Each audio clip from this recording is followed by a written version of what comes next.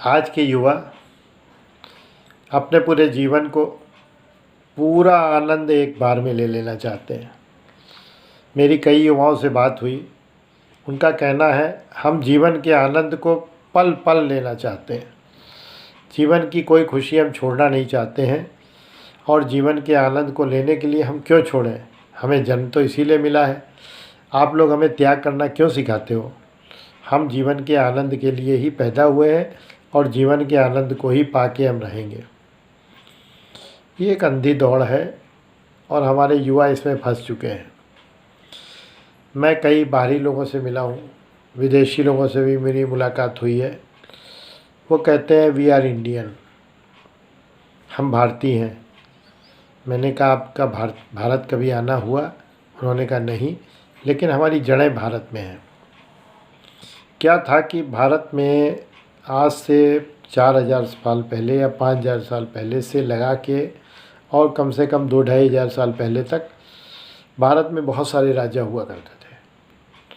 1000 तक राजा हुआ करते थे। हर एक की अपनी अपनी छोटे छोटे राज्य हुआ करते थे और छोटे छोटे राज्यों में लोग रहते थे। लेकिन बाहर उनको तब भी कहते थे भारत, हिंदुस्तान, क्योंकि उनके सभी लोगों की अलग अलग कल्चर, अलग अलग वो होते हुए भी सबके सोचने का तरीका एक सा था। सबके सोचने का तरीका एक सा था और वो सब ईश्वर को मानते थे। सब के सब ईश्वर को मानते थे और सबके अंदर एक प्रवृत्ति ज़रूर थी कि हमें कुछ ढूंढना है। हिंदुस्तान के लोगों की एक आदत थी कि वो हर कोई एक रिसर्च स्कॉलर रहा है। उसको हमेशा रहा कि हमें कुछ खोज करना है, सत्य की, शांति की, अहिंसा की, व्यापार की, बिजनेस की, नए नए कामों की।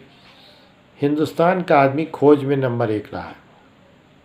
विदेशों में खोज किया उन्होंने, लेकिन वो उस खोज की दौड़ में जो आज के युवा सोचते हैं बस वहीं तक सीमित रह गए। तो वो तात्कालिक तो बढ़े, लेकिन उनके अंदर की प्यास एक बुझ नहीं पाई। अंदर की प्यास बुझ नहीं पाने उनसे वो अशांत रह गए और उन्हें लगा कि जीवन में कुछ कमी है।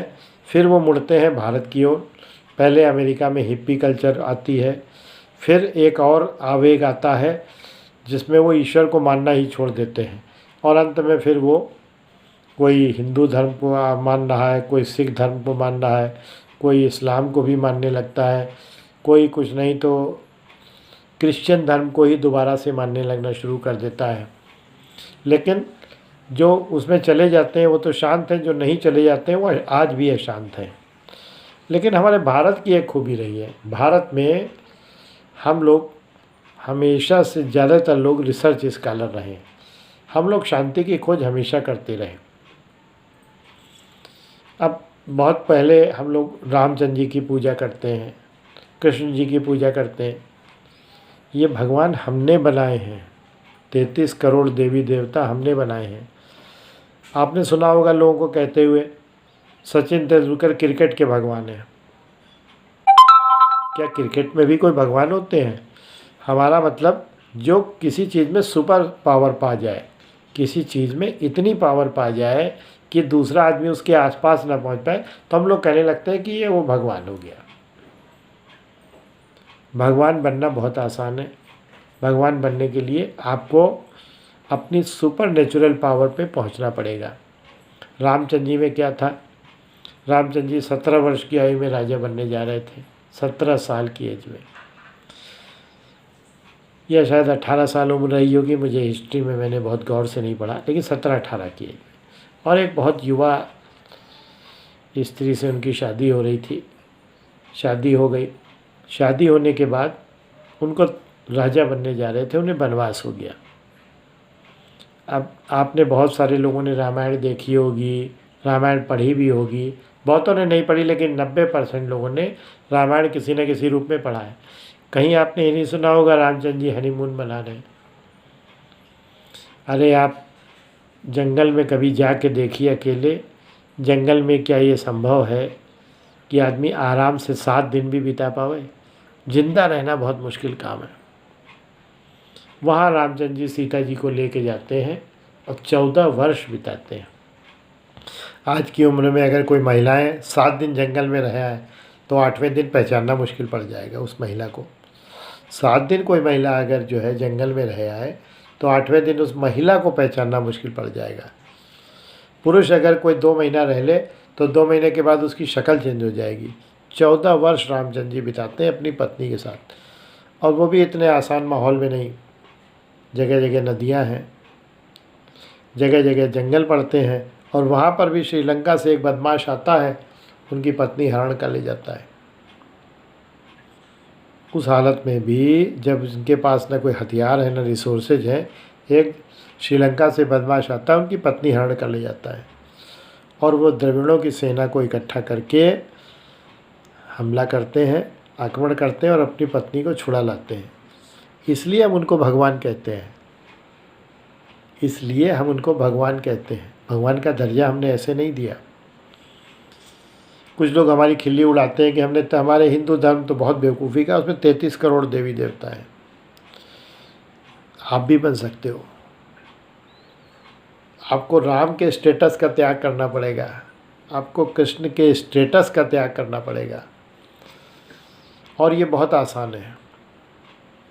दरअसल हम में, आप में या सब में शोध करने की इच्छा है, लेकिन हम कुछ लोगों के बहकावे में आ जाते हैं कि नहीं, जीवन मस्ती का नाम है, इसे उड़ाना है।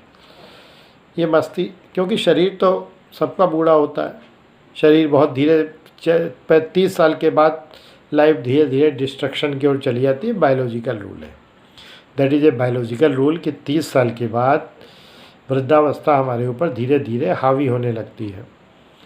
फिर हम पछताना शुरू करते हैं। फिर तब तक हम एक ऐसे जाल में पड़ चुके होते हैं और हमने जीवन में एक ऐसे संस्कार डाल दिए होते हैं कि हम उससे कहीं भी निकल नहीं पाते।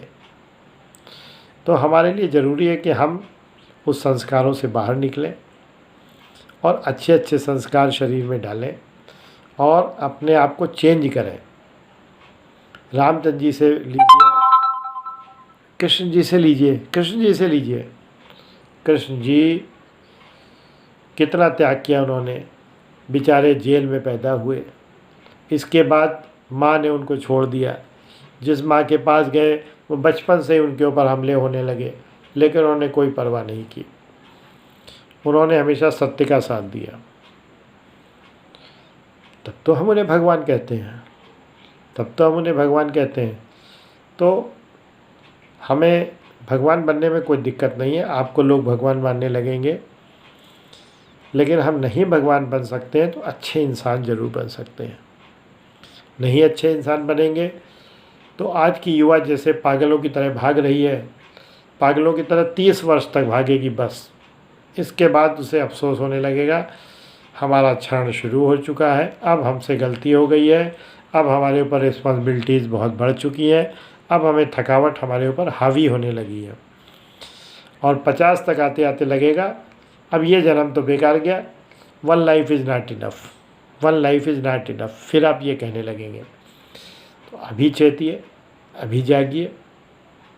हिंदुस्तान की ये पहचान रही है, हमारे देश की ये पहचान रही है कि हम हमेशा खोजी प्रवृत्ति के रहे हैं। अगर हम खोजेंगे, अपने आप को खोजेंगे, तो हमको मिलेगा वही ईश्वर। ईश्वर को खोजने के लिए कहीं जाना नहीं है, यहाँ मौजूद है। यहीं मन की शांति मौजूद है और यहीं परब्रह्म मौजूद है। इसलिए एक बार मन को शांत करिए और ईश्वर को अपने अंदर खोजिए। राधे राधे।